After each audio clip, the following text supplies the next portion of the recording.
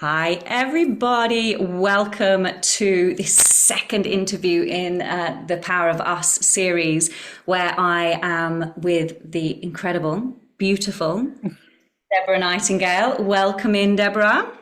Thank you very much for having me. Oh, absolute pleasure. So this week I shared a quote from my late singing teacher Howard Milner, and I thought it was a really beautiful way to introduce us, you and I, how we came together.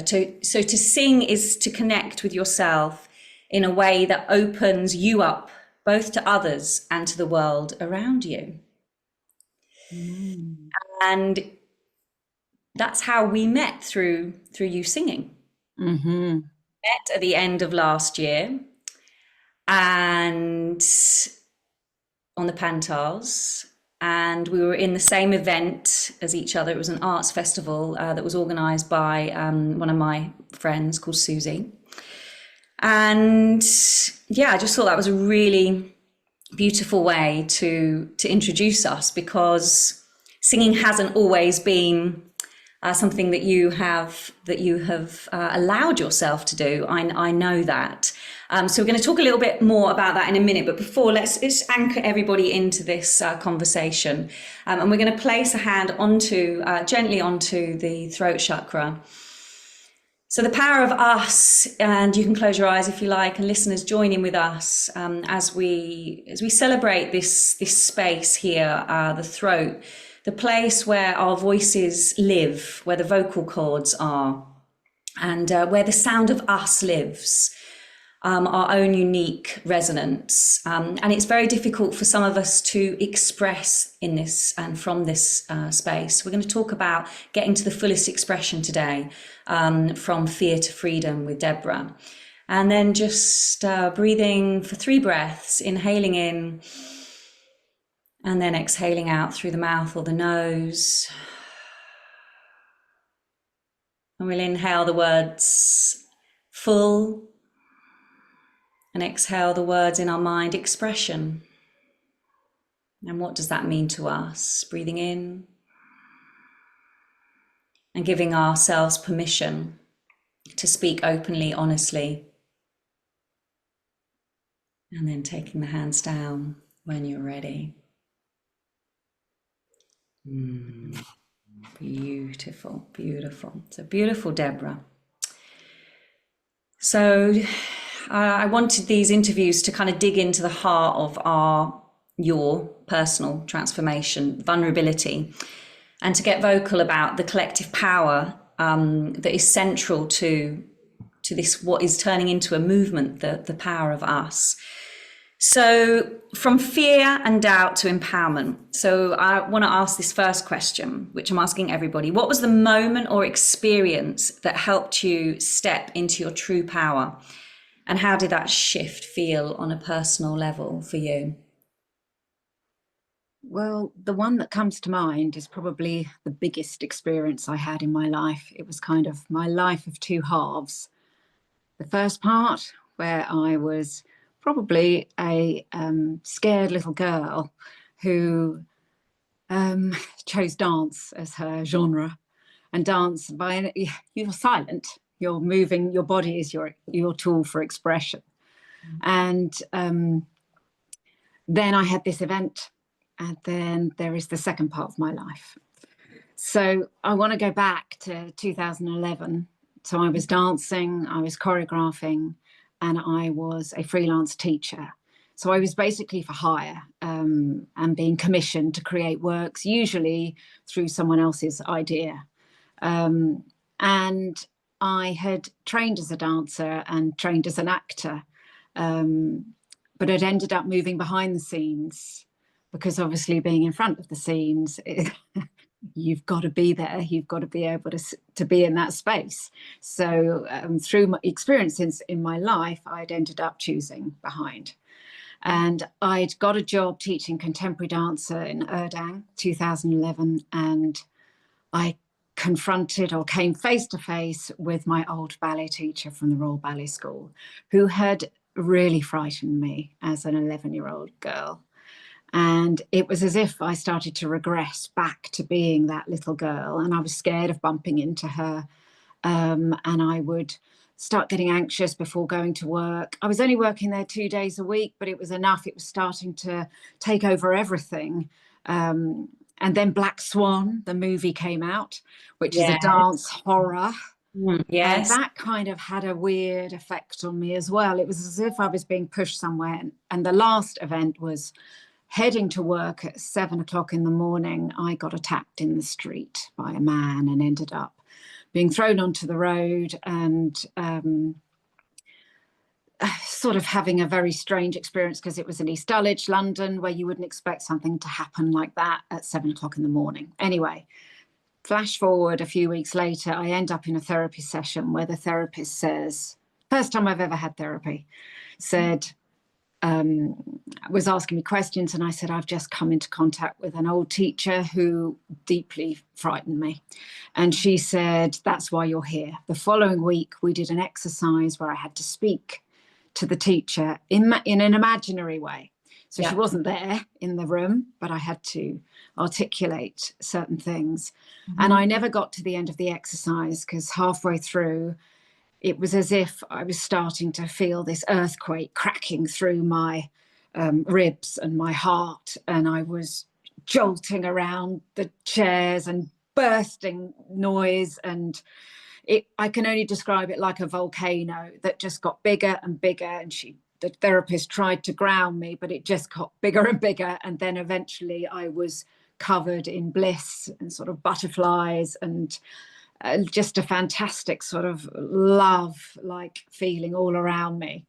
And in that moment, everything changed. Like, I call it a spiritual awakening now, because I suddenly viewed the world differently.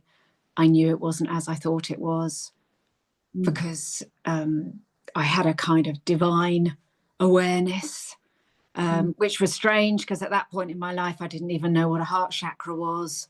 I never meditated, so it was a big sort of an unusual event that the therapist tried to make me understand through chakra and earth breath to get me back down.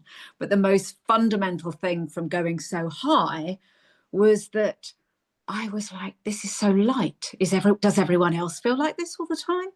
Then I realized just how heavy I'd been, as if I was dragging huge chains throughout my life. And then this kind of, the fear had gone. That's what was the sort of elemental part of it. And I spent many a day practicing fearful thoughts to see, can I just try and get fear back? And I couldn't. It was as if something had been blocked in my brain. And what that did for me was make me step straight away into starting my own dance company.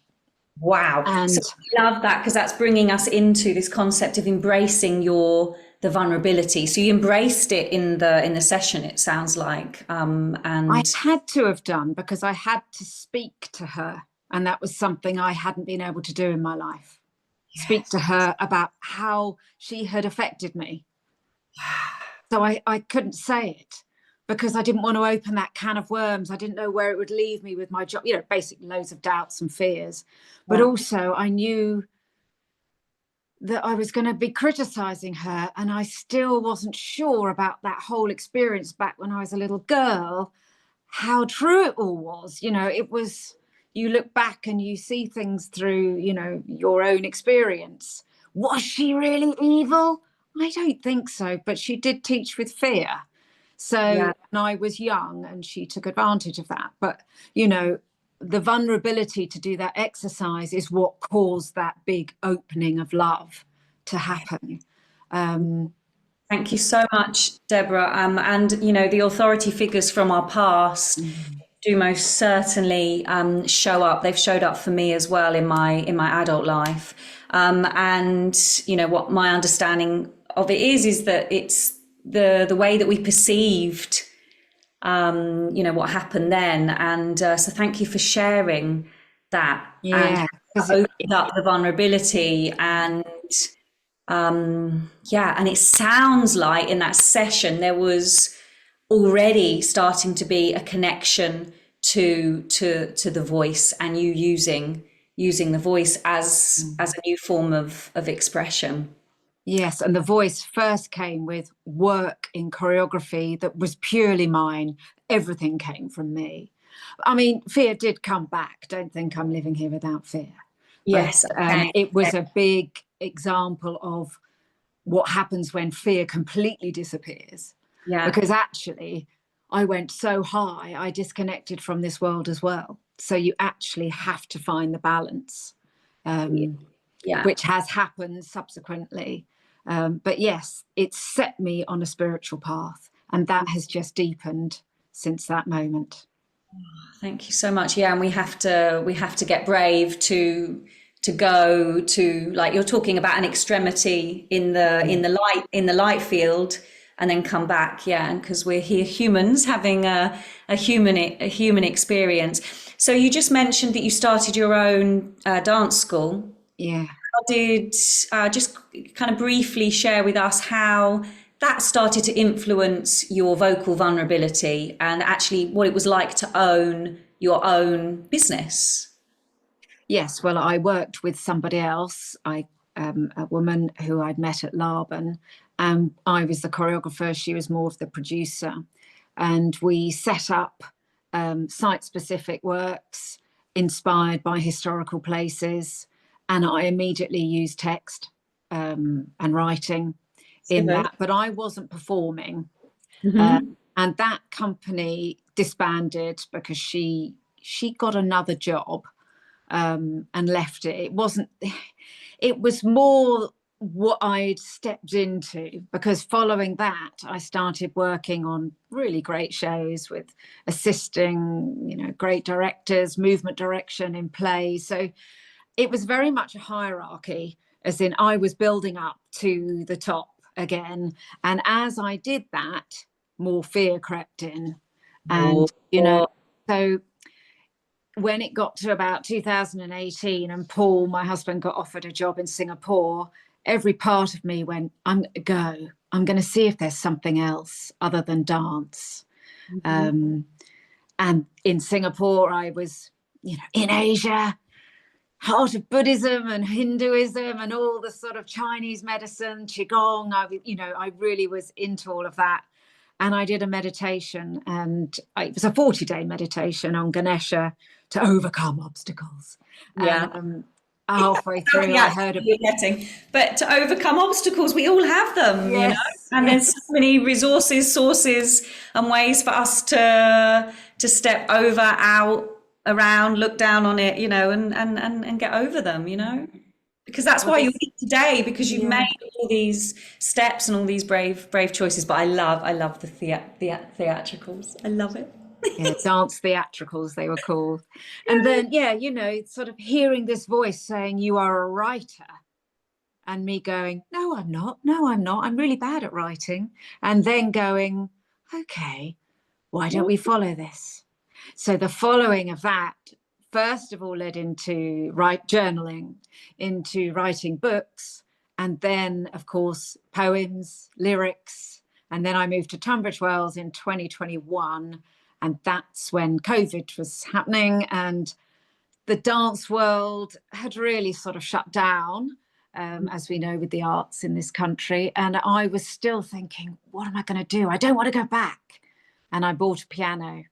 Oh, And that was the big sort of breakthrough, where I thought, I get a chance now to start something new, but not in a hierarchical way, not in a linear way, but in a different way, in a spiritual way. spiritual way, and in a way that has connected us.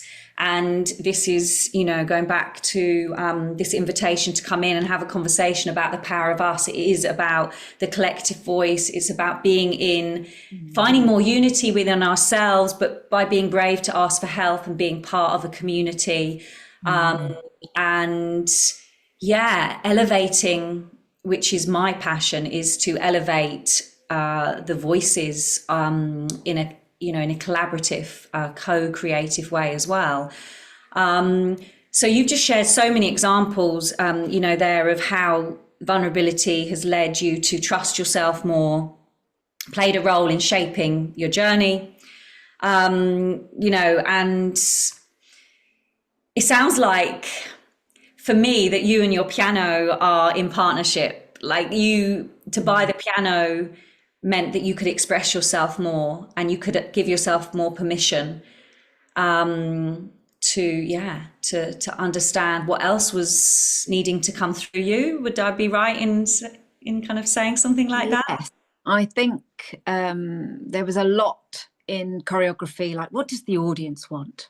So you were always making stuff for the external, whereas this was an opportunity for me to go, what do I want to say? Someone who's always found it hard to tell anybody my true opinions on the world, because they're quite out there, they're different. And but I thought through lyrics, I can start to express myself in a deeper way. When it comes to the piano, it is a love affair for me. It never was. I did get my grade 8 and I was filled with trepidation to play for people, because if I did a wrong note, I was, you know, very upset. It was all about being perfect. So I had to break that down. So it started with just playing for myself, and songs just started to come. But I think, you know, it wasn't like I'd never played a piano.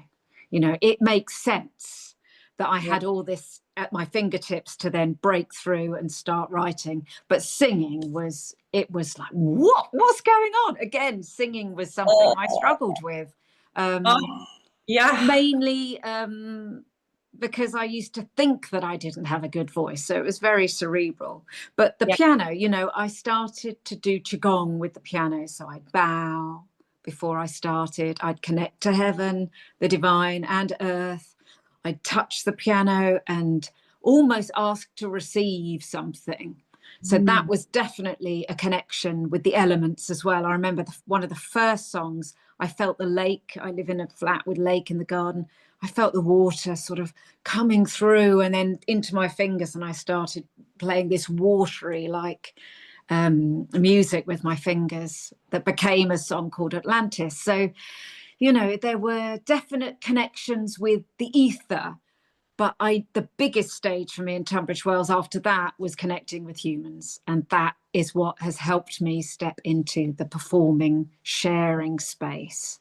So that was, you know, meeting you, meeting other people who I literally said, I've just gone into the Amelia and played on the piano. There's a grand piano in this library, and for a year I'd been saying I want to go in there and play it, and it took a long time. And then suddenly one day I just found myself walking in, no warm-up, no idea what I was going to do, sitting and then tuning into the environment, waiting to hear what I needed to play rather than me imposing my will on it. And after that, I did 3 songs. I was so delighted. I told a friend and she immediately said, well, you're playing at the Amelia, we'll have to get you here and there. It was as if as soon as I decided to do it, everybody then supported me. And that's when I got offered the work with Susie. She offered me the job without even hearing anything. If that isn't trust, I don't know what.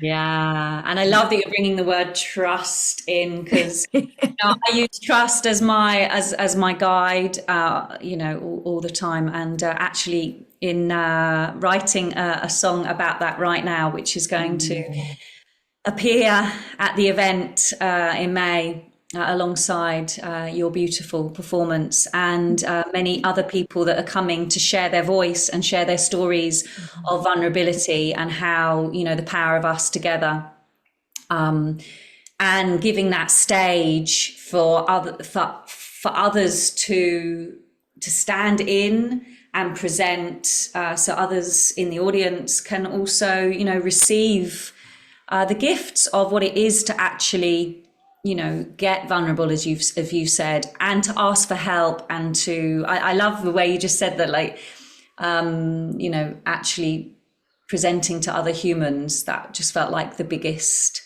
you know, the biggest step for you. Deborah, it's been an absolute pleasure. We are going to talk again. So we're going to be on again in a couple of months, just before the event. But I know something really exciting has happened today. So, you've really inspired me through this conversation. I know you will have really inspired others. And, what I take from it is your tenacity and just that calling when your intuition was telling you to do something, that you listened, despite being fearful and scared. So I know today, we had a session together, and I remember you leaving. You said, something about bringing you back into full expression. And I remember you sharing a song with me.